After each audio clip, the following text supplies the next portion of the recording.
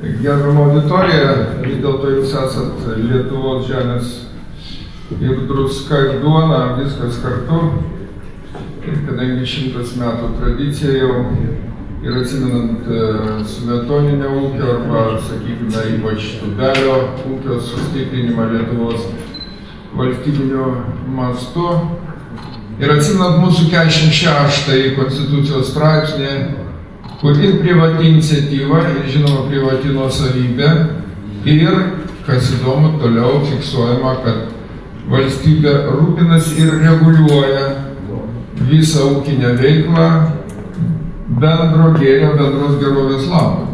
Vadinasi, visiškai nusišalint, kad ir labai savarankiški būtumėt, nuo valstybės reguliavimo neįmanoma ir visa, kas dabar vyksta su Europos Sąjunga, su Europos Sąjungos politika, kuri taip įtakoja ir kartais net žiauriai įtakoja Lietuvos žemės ūkį, kaimą, kalbėti ir apie ką. Aš pačiai pradžiai tiesiog norėjau prisiminti tokį faktą. Jam jau dabar daug, 231 metai, tai atsiprašau, 131, nes Lietuva pati tik 150, kaip sąmoningai lietuviška. Kudirka, kuris nebuvo lietuvis netgi savo sąmonę pradžioje prieš atsiversdamas Basanavičiaus aušrą, jisai 1888 suformuoja pirmą lietuvišką draugiją, Lietuva pavadina ją Varšuvai, ir pirmas punktas skelbia: lietuviai turi išsipirkti žemės. Praktiškai anksčiau padaryta negu Izraelis, kad skelbė po 8 metų Hercelis 96, kad Izraelis turi atgimti įsipirkdamas žemės. Tai koks priesakas. Tai jau nebus mūsų žemės, nebus mūsų ir valstybės. Dabartinės globalizacijos kontekste tai atrodo kartais ir nesuprantama lygtai. Bet kažkodėl tai tos valstybės, kurios laiko žemės ir laiko savo ūkininką prie žemės, ir kas dar svarbiausia, laiko šeimas prie žemės. Tos valstybės ir tveria ir laikosi. Net toli turėti nereikia, čia pat Lenkija, kuri ir Europos Sąjungos paramą taip organizavo, kad šeimas viršiau laikytųsi ir žemės ūkis tradiciją įgautų ir, kaip žinom, kooperavimo laipsnis daug didesnis, na čia palikimas iš socializmo atėjęs pas juos ir taip buvo didesnis, bet jie dabar taip organizavo paramą, kad labai neblogai laikosi painininkai ir tie bendruomeniniai ar bendri ūkiai, kurie pas mus Lietuvoje praktiškai yra beveik, kaip žinom, po kirviu. Štai aš turiu rankose, kad ilgai nekalbėčiau, ką tik vakar gavau, tą naują Lietuvos kaimo ir žemės ūkio plėtros dokumentą, baltąją knygą, šiltai nežalė, dar nedaug ir, kada atsimenat, lygio žalioji knyga buvo, vos ne komunizmas.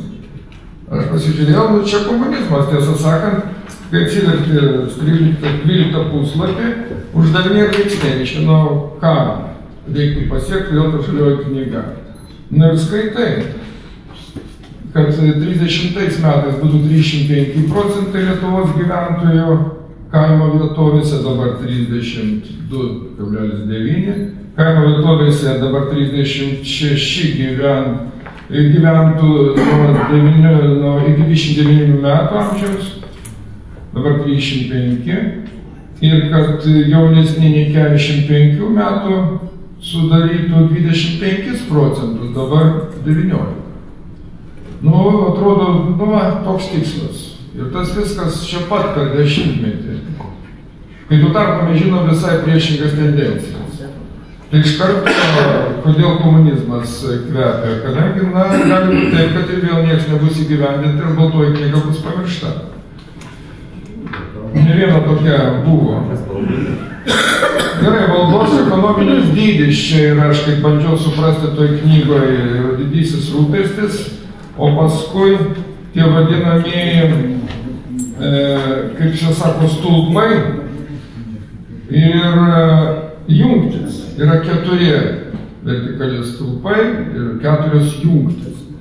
Tai štai su tais stulpais, nes smulkieji, vidutiniai, stambieji verslas ir kaimo bendruomenės. Čia stulpai. Ir aš žiūriu ir netikiu savo akim, nėra šeimos. Na, yra, aišku, prie smulkių ir vidutinių. Tai yra šeima, vadinasi, dažniausiai yra tik šeimos valdomi ūkiai, tai smulkiai. O aš žinau, kad ką tik tai gerbiamas pirmininkas sakė, kad į savo ūkį irgi laiko šeimos ūkį, nors ten ir po 400 hektarų ir sūnus ir jisai, tik sako šeimos. Tai štai, kas yra šitoj knygoj baisiausia? Aš 2 kartus tik radau šeimos savoką iš viso, tai prie smulkiųjų ir dar vienoje vietoje, 2 puslapyje, kur ta, reiškia, šviesi komunistinė ateitis brėžiama, norėdami, kad čia gyventų savarankiški, sveiki, turtingi ir laimingi žmonės, turime puoselėti, kad užtektų vietos visiems. Ir šeima atsiduria tik tai tarp išvardyjamo, ten šalia žemės ūkių bendrovių, kitiems verslams, tiesiog ieškantiems ramybės, gamtos prieglobstie, tokie jausminiai, tarsi jusliniai dalykai, kurie, pageidavimas. Bet dabar aš norėčiau priminti pagrindinį apskritai civilizacijos, vakarų bent jau civilizacijos stulpą. Stipresnė nėra už jį. Jis 18 amžiaus suformuluotas kaip gamtos dėsnis. Mes žinom, Niutono dėsniai yra, tai Niutono dėsniai irgi gamtos dėsniai, tik jau vardu pavadinti. Šitą stulpą suformulavo Ruso, švietėjas prieš tą didžią prancūzų revoliuciją, pavadina jį taip. Vienintelė institucija, kuri iš gamtos atėjo tiesiai į visuomenę, be jokio susitarimo, be jokio tarpininko, tiesiai yra šeima. Visa kita, valstybinė, ūkininkavimo būdai, karai, mokslai, viskas gali būti sugalvota. Šeimos sugalvoti negalima. Ši gamta rado tą būdą, kaip pratęsti gyvybės grandinę, 2 skirtingų lyčių būtybės ir tęsia. Ir šitai formuosi. Visuomenė galų gale ką jinai galėjo duoti. Jis tik duoda santuokos formą, arba bažnytinė, arba civilinė, arba tradicinė, kaip kam atsitinka, kaip kurioje valstybėje. Bet paliest šeimą arba nesiremt šeima yra valstybės pražūtis. Todėl ar smulkus, ar stambus ūkiai, ar netgi, kaip pasako, latifundijų ūkiai, jeigu jie remsis tik tai tarptautiniais koncernais, kurie į Lietuvą veržiasi netgi į jūsų valdomą erdvę, į tos 3 milijonus dabar naudmenų. Ir jau, kiek aš žinau, pagal mano statistiką, kiek man praneša, kad 30% jau beveik valdo vienu kaip kitokiu būdu Lietuvos naudmenų. Tai yra gana žiaurus dalykas. Jam pasipriešint nėra kitos galimybės, kaip tik tai stiprintą šeimos įsikabinimą į žemę, o ne tokiais komunistiniais svaičiamais, kad čia užteks visiems gero ir gamtos ūkio, ir gamtos malonumo, ramybės gamtos prieglobstie arba kaimo turizmo, ko čia prirašyta iš tikrųjų. Tai yra antraeiliai dalykai, net jie neturi būti fiksuojami kaip kažkoks tikslas. Nes tada toliau mes randame, kad taip reikia ruošti imigracinės darbo jėgos kvotas, jeigu jau nepavyks tas, kas čia surašyta, tie 35–45% po 10 metų. Jie greičiausiai nepavyks su tokia dabartinė ir išmokų sistema, ir šeimos ūkio varžymo, ir viešųjų pirkimų sistema, kur vyras sukirtęs mišką arba karklynus negali duoti žmonai nuvežti ir realizuoti čia pat. Iškiai reikia per viešosius pirkimus. Šitas visas absurdas, kas yra organizuota, praktiškai šeimininio ūkininkavimo varžymas ir net laužimas. Čia nėra naujiena, aš ilgai nebekalbėsiu, tik pasakysiu dar vieną dalyką, ką jūs visi žinot. Visos valstybės mastu, jau ne žemės ūkis, bet tas, kas vadinama vaiko teisių apsaugos pagrindų įstatymas, kuris nuo Liepos 1 įsigalioja, tai yra irgi ta pati tendencija, šeimos ardymo tendencija. Kodėl taip vyksta? Todėl, kad 68 metų karta valdo Briuselį. Jūs žinot, kad 68 metais buvo didysis tas amoralumo banga, pakilimas Europoje, kai buvo nuverstas nuo valdžios Prancūzijoje legendinis generolas ir prezidentas De Gaulės, jaunimo profsąjungo maištai, jeigu pasižiūrėjau dabar video, tai yra viskas guli, pavyzdžiui, Paryžiaus riaušės, Frankfurto užėmimas, reiškia studentai, kai dėstytojus vaiko, kaip kokie kunveibinai Kinijoje iš auditorijų. Šitą visą morali banga kilo, kur nereikia šeimos, nereikia tautos, valstybės, religijos, o šitais lozungais, kurios tada egzistencializmas propagavo. Ir tame tarpe mano tasik mylėtas Sartras, o dabar nusiviltojų. Tik aš noriu pasakyti, dabar jie pasenę, Junkeris yra tiesiog simbolis šitos figūros. Jie pasenę revoliucionieriai, to amoralos gyvenimo būdų, jie dabar yra Briuselio mados nuteikėjai visur. Kadangi labai patogiai įsitaisė, jie žinojo, kur eiti į finansinį sektorių. Tai štai aš norėdamas jums palinkėti skaidraus supratimo, kad tikrai iš prezidento institucijos reikia labai daug reikalauti, ir jums reikia reikalauti.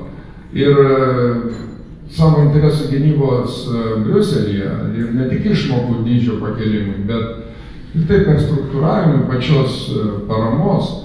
Ir dabar, kadangi nuo 21 jau Vilnius bus nušalintas nuo didžiosios paramos, ir ačiū Dievui, vėl reikia suremti pečius. Taip, kad aš labai linkiu ne tik grūdininkams ir didiesiems, kas Lietuvai tikrai yra pelno rodas, bet ir ekologiniam ūkiui, ir gyvulininkystės visom atšakom, nes atsiveria rinka milžiniška, kaip žinot, Kinijoje, reikia tą išnaudoti.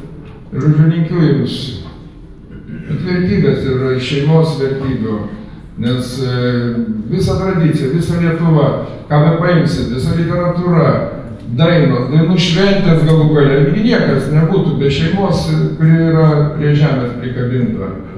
Ir ne koncernai čia turi valdyti mūsų, jeigu koncernai turi būti lietuviški. Ačiū už dėmesį ir sėkmės. Gerbiami kolegos, gal kandidatai turite klausimai, prašau.